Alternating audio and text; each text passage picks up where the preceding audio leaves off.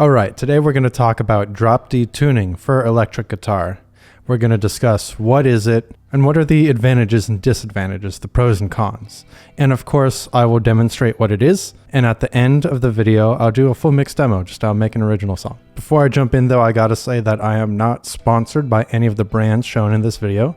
I'm also not some amazing guitar virtuoso, and I'm not in some amazing touring band. I'm just some guy on the internet who clearly likes guitars. I do the casual online music thing, and I make YouTube videos. So let's jump right in. So, what is drop D? Basically, you have your guitar in standard tuning, and you take the low E string, and you tune it down a whole step to a D.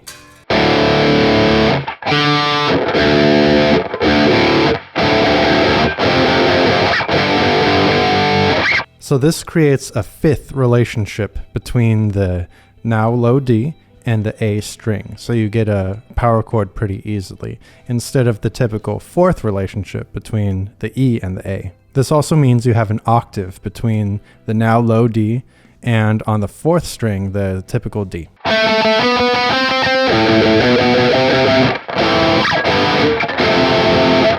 This is basically the first low tuning for 99.9% of everyone out there. Of course, now that I said that, there's going to be some guy jumping out of the bushes saying that his first low tuning was drop G or drop A flat or whatever. If you'd like to hear how this sounds in a full mix, I'm going to do a full mix demo at the end of the video. Now, what are the advantages of drop D tuning? Why would you do this? Well, you might already be thinking, hey, he said that there's the octave between the two strings, so you can easily play the same kind of patterns and shapes on the fourth string and then an octave down on the sixth string, and that's true. And you could do lots of kinds of cool power chords, like an easy power chord with an added third on the top, things like that. But we're getting a bit ahead of ourselves here, because essentially drop D is the closest drop tuning to standard you can have, based on you only have to down tune one string. You have 5 of the other strings, strings 1 through 5, still being in standard, so you can play a lot of your standard tuning songs while having a low D available. And so on a fixed bridge, it's pretty easy to switch between standard and drop D. You just down tune at the headstock just a whole step, and there you go, and you can tune right back up real quick. You can even do it on the Evertune bridge too. You just tune down at the headstock beyond the bottoming out zone so that the pitch starts going down, and then you'll get to the D real quick. And so this makes any song that you write in drop D pretty accessible to many guitarists, because a lot of guitarists are going to be in standard tuning. So if you want them to play your song for whatever reason, all they'd have to do is down tune the low string. So maybe you're a producer and you want everyone across the country or across the world to be playing your song. Well, if it's in an easy tuning to get to, that likelihood is going to go up. Obviously, you have to write a good song to begin with, and that's a whole other topic for discussion, but you get the idea. Or maybe you're just a guitarist in a band, and maybe you want to write a song that's going to be easy for, say, a fill-in second guitarist or some session guitarist to be able to play without having to change strings, change tuning, whatever. So drop D could be a good choice. Drop D also isn't so low that you're going to be stepping on the toes, so to speak, of other instruments.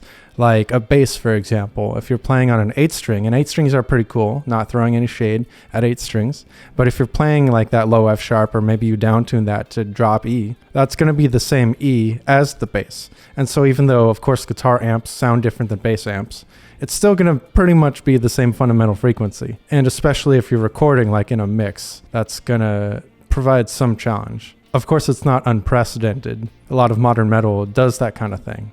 But in general, this is going to fit into each frequency space nicely. And in the same light, you're probably not going to have to change your guitar tone all that much, if at all, when going from, say, standard to drop D. You're not drastically down tuning by any means. It's just a whole step. So of course you can do the overdrive trick, the green overdrive trick with the tone and the drive and all that. But you're not going to have to significantly scoop out any lows or mids or low mids or anything like that, unless you are trying to drastically change your sound to begin with. Of course, even though drop D is just going down a whole step on the low string, that's still adding more range to your guitar, because the high strings are still the same, but the low string, you get that extra whole step lower. So if you're playing, say, non-guitar music, like maybe you're covering a song for piano, or maybe some synth songs, some video game songs, whatever. Maybe the song goes to E flat, like a low E flat. And in standard tuning, you wouldn't have that. But in drop D, your E flat is on the first fret right there. So you've got more options, but it's also not limited to different instruments. Maybe there's a song that you want to cover, or your band has to cover, and it does need that low E flat or that low D. This might make that possible. All right, so what are the disadvantages of drop D? Why might you not want to do this? Well, drop D isn't as low as other drop tunings, of course. So if you're trying to get an even lower sound, or even if you're trying to do a more like modern metal sound, they love down tuning for that. So they've got their drop C, they've got their drop G, their drop F sharp on their baritones.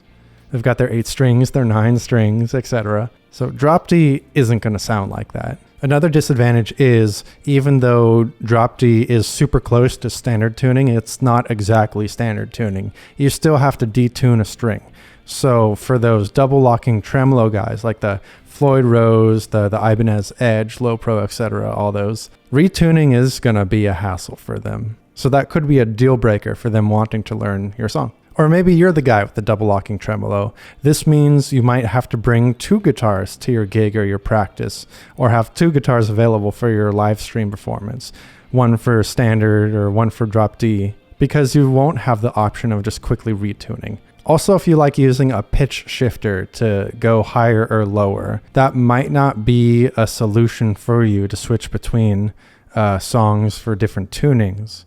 Because a drop tuning is shaped differently than a standard tuning, right? Like in a drop tuning, you've got that 5th relationship that I mentioned earlier, versus the standard tuning, the low 2 strings, they have that 4th relationship.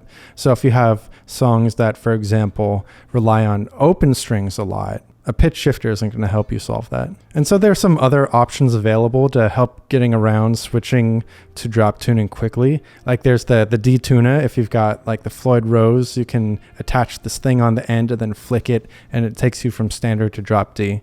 But of course, that's like a physical thing. It doesn't work on the Tune-o-matic. It's for like the Floyd. But it's this physical thing, so that might impede you if you're trying to pull up on the bar. And I'm pretty sure they have those things where I think they're called like extenders or detuners. Goto makes them, I think Hipshot makes them, but it's at the tuning head. You just replace the tuning head, and it has this little lever that you flick, and it basically does the same thing. It slackens the string, so you could go from your E to your D or something. So what are my overall thoughts on drop D? Well, it is a nostalgic tuning for me. It was my first low tuning. I remember in the teenage years in high school doing Avenged Sevenfold covers with people, and so going into drop D and trying our best to play the songs. Good times. I think it's a great tuning if you like standard tuning, but you do want something lower, or maybe you need something lower for a particular feel or a particular song. I think it's plenty accessible, especially for people with the fixed bridges. There's a lot of classic songs out there in drop D, and there's also a lot of classic songs in standard. So between the two of those, you actually can cover a lot of ground. I think an alternative to drop D would be E flat standard, where instead of tuning down one string a whole step, you tune down every string a half step. You can still sound relatively low. Of course, down tuning doesn't make your song automatically heavy. We all know that. So overall, if you play in standard a lot and you're looking for something a bit different, or if you've been playing down-tuned guitars a lot and you want to try tuning up after a while, I'd say go ahead and give drop D a try. Who knows, maybe you might find some new inspiration. So there you have it. Those are my thoughts, the pros and the cons on drop D. Do you have any questions? Do you have any other ideas? Did I leave something out? Be sure to leave a comment down in the comment section below. Of course, this is YouTube, so I gotta say the YouTube things, okay? Be sure to like, comment, subscribe, share the video, print out every frame and mail it. And as always, peace.